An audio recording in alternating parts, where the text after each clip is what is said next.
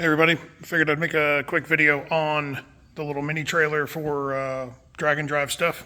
So we're getting ready for Sick Week. Same trailer I had last year. It's a little 4x6 mini go from Sundowner. Have a generator strapped to the front, spare tire up here. I'm going to replace these tires before we come down to Florida. I've already got put new wheel bearings and stuff in it. But it seems as if it's a pretty common thing for people to have a whole bunch of questions about what goes inside of these little mini trailers. So I figured I'd kind of give you a rundown. I made another video on this thing last year. There's still lights up here. They're powered by a little dock for the Milwaukee battery holders. And then there's a big circuit breaker here. So this year, since we're on 235s and the car has two completely different fuel systems, going about how we carry fuel differently. Also, VP Fuels will be at Sick Week. Pre-ordered some fuel, so the M1 side of it's handled.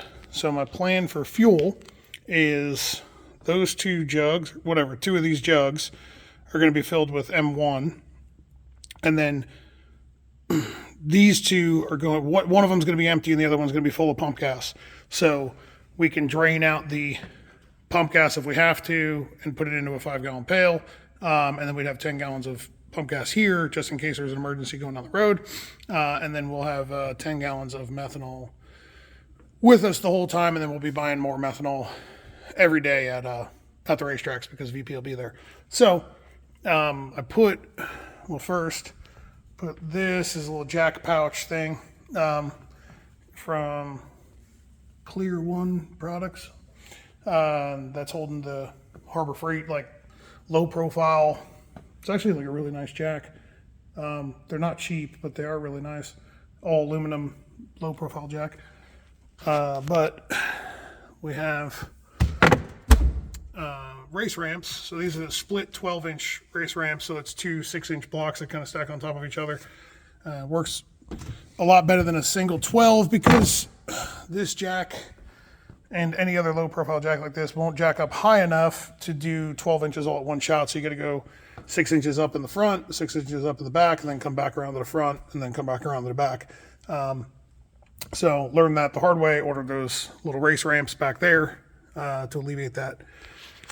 There's 2 cases of motor oil. So 2 cases of motor oil and 3 bottles of the additive that we run, the Lucas oil stabilizer. Each thing takes 9 quarts. Each oil change takes 9 quarts. So there's 3 filters. There's enough there for 3 oil changes. I highly doubt we're going to change the oil 3 times because I don't think we need to. There's 3 gallons of transmission fluid and a whole bunch of other fluids back there. My hope is that we don't really have to go back there often.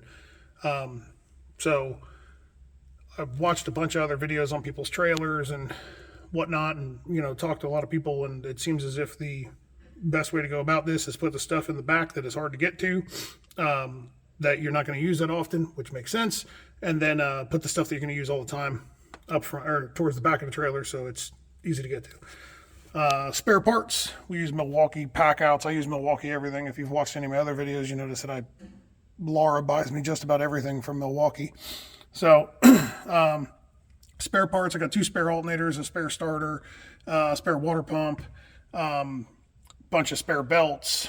There's push rods, lifters, rocker arms. There's a whole bunch of stuff in there. Engine parts. There's head gaskets back there. There's valve cover gaskets. There's rear end gasket, even though it's O-ring, just in case an O-ring failed.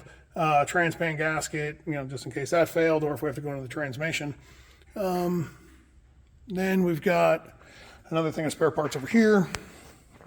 All Milwaukee pack out stuff again. This stuff's nice. It like locks into each other. So if you haven't ever used this stuff, or seen it, it's pretty nice.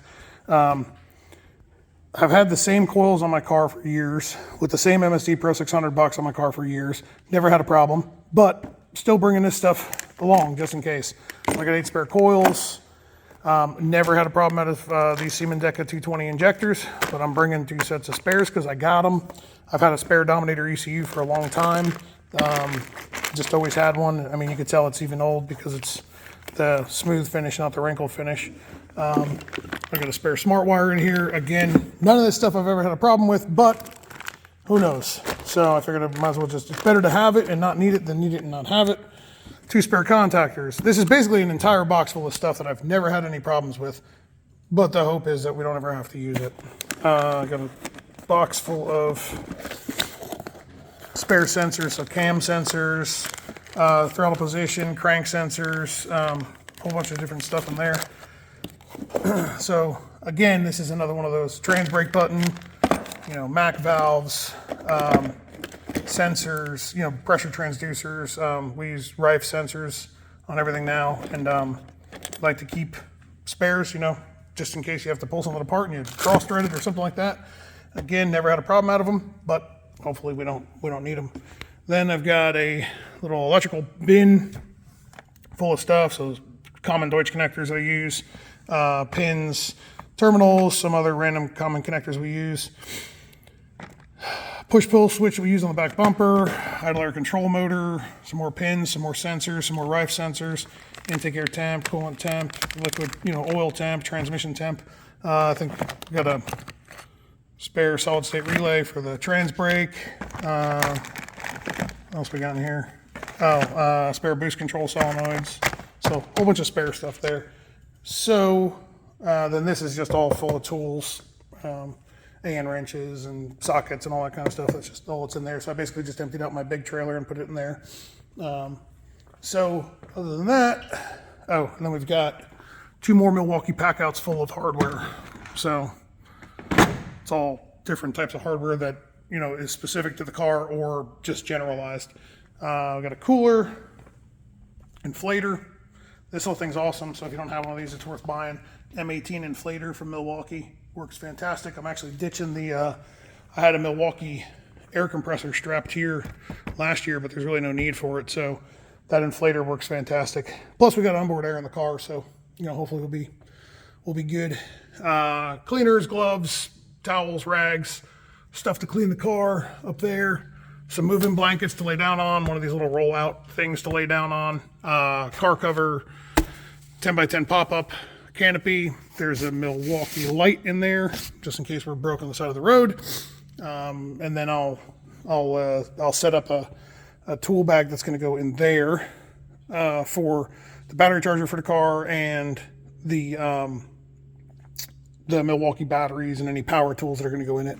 So other than that, the last thing that we're going to have to put in there is this, which is a badass little scooter that Laura got me for Christmas.